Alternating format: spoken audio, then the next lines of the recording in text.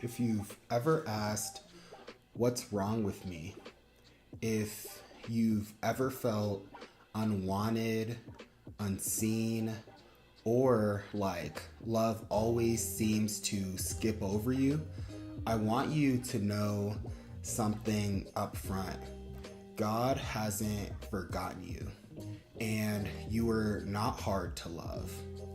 In this video, we're going to talk about why you feel unwanted, and even more importantly, what God actually says about you.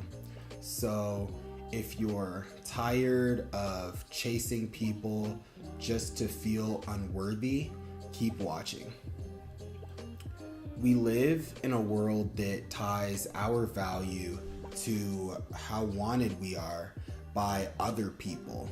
In the world, it's like we're wearing a price tag that's decided by how much attention or affection we receive from others. Imagine a piece of artwork in a gallery. Its value isn't determined by the artist or the messenger or the message it conveys, but by the price a bidder is willing to pay for it. The more people show interest or desire, the higher the price seems to go. But the truth is, the true worth of that artwork was established the moment it was created, independent of any outside validation. Similarly, our value is intrinsic and unchanging, not dictated by the approval or affection of others. This analogy just shows how, we can sometimes tie our worth to external validation, but just kind of emphasizes that true value is found within, not in how others perceive or desire us. And I mean, even in marketing, the main purpose of marketing is to drive as many sales as possible. So if a product doesn't sell, the way it was supposed to, it's likely the marketing team that's going to be blamed first. And so you get attention, compliments, likes, dates, and it makes you feel wanted. Because, I remember posting pictures on Instagram, and I would base, how good of a picture it was just essentially on how many likes my picture got. And so I would ask myself things like, could the lighting have been better? Maybe, my smile was kind of off, or I didn't get a clean cut, from the barbershop right before, I posted it. And so when you get ignored, ghosted and overlooked, you suddenly wonder, am I not enough? But here's the truth, because, most people just miss it. And rejection doesn't define you. It reveals who or what you were looking to for your worth. It reminds me of people applying to colleges and other places of higher education. If they get rejected, they instantly feel inadequate, like they are not good enough because they put themselves out there by applying and it didn't work out with a school that they wanted it to work out at. And so rejection is like a gust of wind hitting a tree.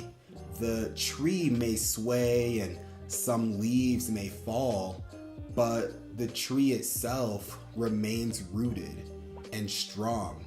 The wind doesn't change the essence of the tree.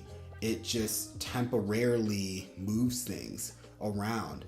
And so similarly, rejection may shake us or cause discomfort, but it doesn't alter who we truly are. Our worth is like that tree's roots, deeply grounded in who we are, regardless of the storms that may come our way. Because so many of us carry wounds from, whether it's from your childhood, being neglected, repeated breakups, or, even just like one-sided crushes, or the silence that comes when everyone else seems to be, moving on and you're still just kind of waiting. But feeling unwanted doesn't mean you are, unwanted.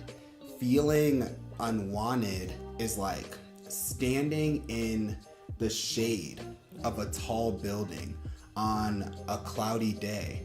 Just because you can't see the sun doesn't mean that it's not shining.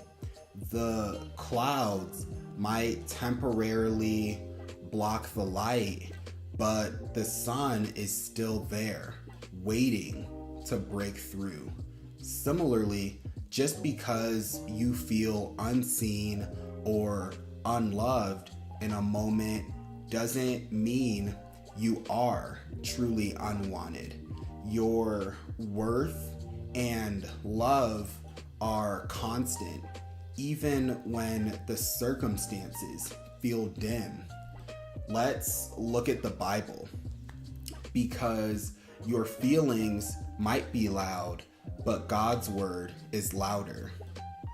And so in Ephesians chapter 1, verse 4, it says, even before he made the world, God loved us and chose us. And another verse is in Isaiah chapter 43, verse 4. It says, you are precious and honored in my sight, and I love you.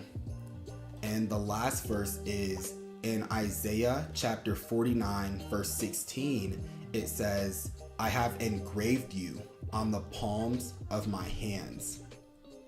And so you don't need to be picked by a person to prove you're worth something.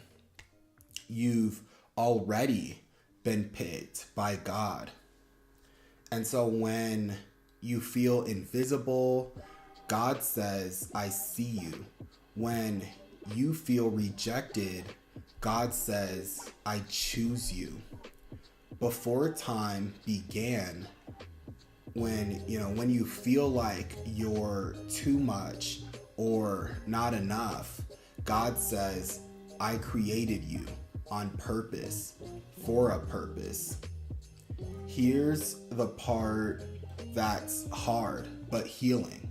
You have to stop chasing people who don't reflect God's love for you. Chasing people who don't reflect God's love is like trying to drink from a well that's run dry. At first, it might look like it's filled with promise because it's a well, but when you try to draw from it, you only end up with dust. No matter how hard you try, it can't give you the nourishment that you need. In contrast, God's love is like a wellspring that never runs dry. When you seek it, it's always abundant and refreshing. Instead of exhausting yourself chasing after people who can't give you what you truly need, rest in the fullness of God's love, which will always satisfy and never leave you thirsty. because when you do, you start handing your identity to people who were never meant to carry it. It's like giving someone else the keys to your house when they were never meant to hold them. You trust them with your space, your comfort, and your safety. But over time, they don't treat it with the same care. They might lose the keys, forget where they put them, or even let others inside without your permission. The house is yours, but you've allowed someone untrustworthy to control access to it. And in doing so, you've lost your sense of security. Similarly, when you hand your identity to people who weren't meant to carry it, you give them control over who you are, and they're not, always capable of valuing it the way that you do. So let God's love be your foundation, not human approval. Let His truth anchor your emotions, not their silence. You may still feel the ache of being alone, but you no longer have to believe the lie that you're unwanted. And so if this resonated with you, I want to encourage you that, to know you don't have to carry this alone. Leave a comment below if you've ever struggled with this. I'd love to pray for you. And if you want to dive deeper, I wrote an ebook about this called Loved Already: How to Stop Chasing and Start Believing. It's for anyone who's felt unwanted, unchosen, or unseen. The link's in the description. And so don't give up on love. And don't forget this: you were already loved before anyone else had the chance to choose you. And so let me know what you guys think about this in the comments below, and I'll talk to all of you guys in the next video.